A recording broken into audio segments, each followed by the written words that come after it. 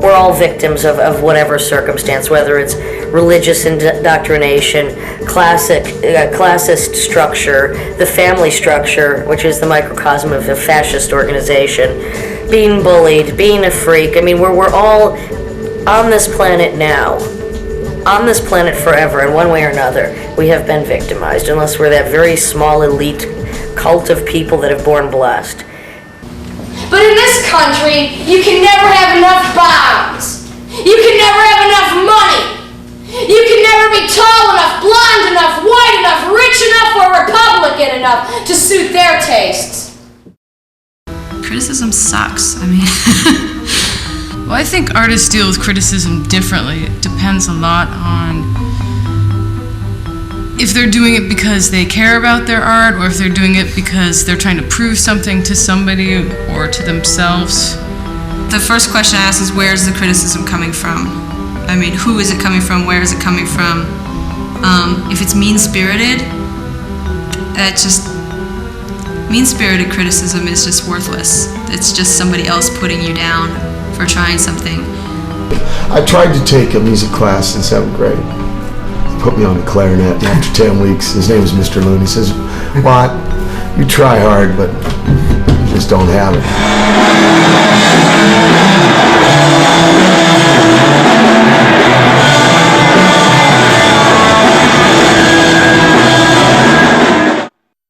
Then when I first saw Hendrix or movies or whatever, and listened to Hendrix or the Beatles, I thought, like, God, I'd love to be in a band, but it was obviously completely out of my reach. It was for professionals, really. It wasn't something that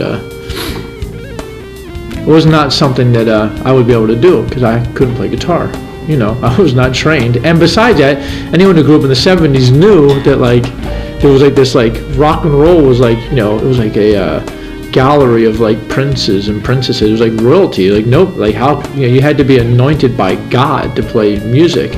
Like, you've got to be born with this talent. Yeah, or you just know somebody and you got in the band, as an assistant hair tech or something. This is just jive. And I think music's for bringing people in, not shoving people out. It's the way I look at it. The money is starting to come in, but it's a struggle. It's always a struggle, and I'm fine with it because I grew up in the Lower East Side. It was just always a struggle, and we grew up really poor. So now, doing this is a great way for me to show myself that, yeah, I can fucking make it on my own. Especially in Manhattan, in the art world, even if they know you personally, they could have known you for years, but they don't really like your work or you until they hear it from somebody else that they respect. And I also hate being thought, or being accused of being an imitation of the people who imitated me in the first place.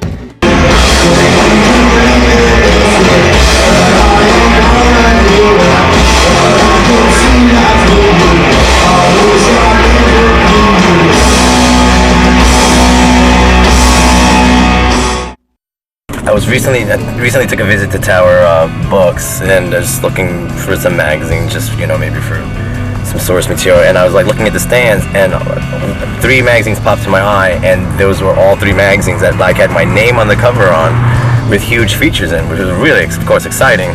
But at the same time, as I picked them up and were about to take them to the counter, I realized I only had $3 in my pocket.